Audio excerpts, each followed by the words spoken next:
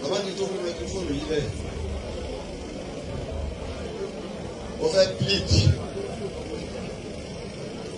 fáwọn jàmáà wa ọ̀rọ̀ tó yẹ kọjọ́ ọ̀rọ̀ nu líle o kí n bá wọn àmọ́ sọ níta dúró ti dé afẹ́fẹ́ ìlú yìí dẹ̀ tóbi pípọ̀ bẹ́ẹ̀ lọ́fíìsì tí bàbá ọlọ́run bá lọ́rin tí wọ́n fi mí sí. mo rí kàkà lédè afẹ́fẹ́ wọ́n fi kàńtà wa nílọrin yìí ti ta kílọ̀ yìí. sọ ma pé àgbọ̀ ìwò rí bákan náà. wọ́n rà fáì náà nínú àwọn ọmọ ẹ̀yà wa ni torí ìsìlámù dá gbogbo wa bọ̀ gbogbo mọ́níyàjú wa àbí àkídà wa ọ̀hún òdìkọ̀dà wa rú. bí wọn bá ti ní ọ̀tún pé ọ̀tá kíyèsí kan ó wò ó pé ọ̀fẹ́ kú mi ní àbúkẹ́ ní sákíyèsí tó a bá kíyèsí ni rọ́ọ̀lì gbà mọ́sọ̀ lè bu tó bá fẹ́ lè bu ẹ̀mí ìfẹ́ lónìí. so kí ni wọ́n fà yọ wọ́n gbé program náà wá ní ìta kìlọ̀ látara yí pé wọ́n gbé microphone sí bàbá wa ìmáàmù ìmádà lẹ́nu tí wọ́n fi kéwòn ẹ̀ka ló gbé báyìí ó gbé tí máa ń mú Ọ̀fà náà wá. àwọn pátákó náà fẹ́ sọ̀rọ̀ nígbà òun sọ pẹ̀lú àwọn ìbú bí ẹni pé àkàrùn kún nítorí ìbú lẹ́nu pé àkàrùn kún nílẹ̀ yìí ní pé òun sọ pé àwọn fúnfún rèé pàtàkì mu wọ́n tún ti wá bá débi kódà wọ́n wá ń yẹ̀yẹ́ ẹ̀rùn ó fi bọ́ àfi yẹ̀yẹ́ ẹ̀rùn ní ìlú Ìlọrin yìí ìlú ẹ̀sìn bẹ́ẹ̀ ni ìlú ìmọ̀nà onímọ̀ pọ̀ bẹ́ẹ̀. wọ́n wọ́n máa ń pé ọ̀wọ́n ibi tó gbà fà tún lọ ní pé ìmúnisìn ẹgbẹ́ mi wọ́n mú àwọn èèyàn sí lẹ́rú ṣègbè wọ́n tún mú wọn lẹ́rú ṣègbè orí ìrun kíkí. méjì lọ̀rọ̀ náà arúgbó wà fà ní ìbá kéèsì tẹ̀lé wà arúgbó wà fà ní. abẹ́dàkùn ẹ̀yìn elétò wa ní ibi wọ́n ti sọ kó tó di òní èyí tèmi ọ̀sáàkù mẹ́ nítorí mú tẹ́ ẹ mọ̀ yí pé ibi tí bàbá wa ìmáàmù àgbà ti fẹ́ kírun nìyẹn ẹ gbọ́dọ̀ bá tẹ́ red carpet àbí rod báyìí tó fáyìn ẹ tẹ́ sílẹ̀ kọ́ má jẹnu ẹ̀rẹ̀ lánà fojú kàn nítorí gbogbo ayé níwò láìsí mi ẹ túbẹ̀ sí. ìtọ́balẹ̀ ti mú yín pé ibi tá a ti kírun nu ẹ wàá mú standing síwájú báyìí ẹ wàá gbé máìkì ẹ kì í bọ̀ yọ wà níwájú Imam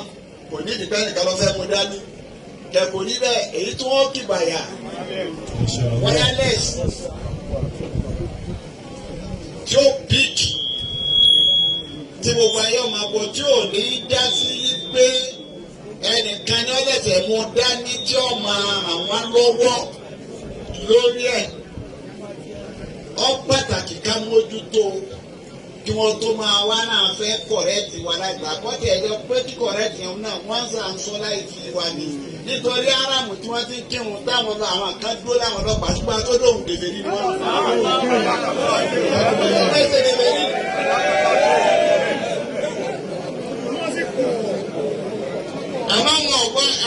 àmọ́ wọn ò gbọ́dọ̀ kírun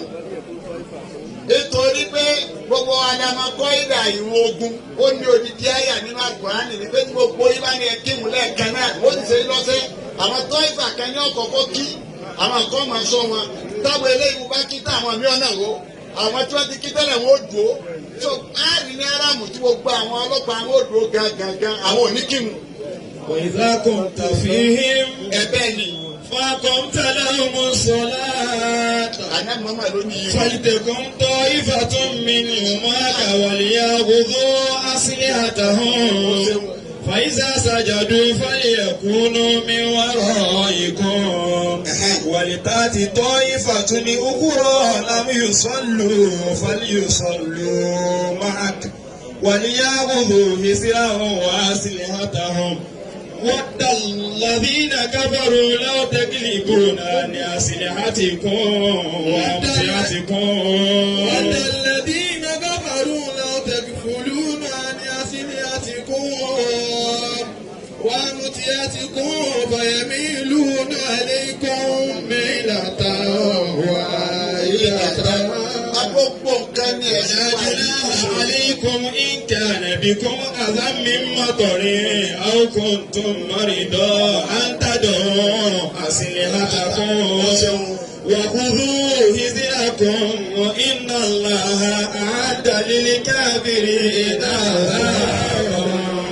مهينا. Ọlọ́run ẹ̀sìn wa yìí ó ti la gbogbo rẹ̀ lẹ̀ lọ́nà tí ò ní síta dúdú ń bẹ́ẹ̀.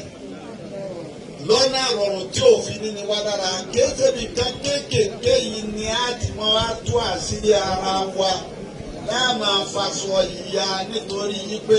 a fẹ́ tajà ní Facebook. Ẹlòmíì bẹ́ẹ̀ sẹ́ni Facebook ní ìṣẹ̀lẹ̀ torí Ọlọ́run followers ni wá àti tó fẹ́ jẹ followers no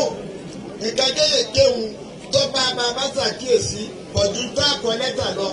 wọ́n ní káńsọ̀ fúnra náà nílẹ̀ yìí. Gbogbo rẹ̀ kí wọ́n gbèsè mú sílé ẹ̀kọ́ lẹ́tà aṣàkíyèsí ìjọba yẹn bàbá wa ẹlẹ́gẹ̀ẹ́ máa parí kèéṣe ìwúlẹ̀ àmọ́ fi àtàkì ara wa ní gbàgbàǹta àwọn elétò wa ẹ̀kọ́ rẹ̀ tiẹ̀ àfọ àwa tóun náà sì pàkíyèsí wa adúgbò fún àmọ́ tó bá dídọ́ mi kèéṣe dúdọ́ máa fi àrògésàn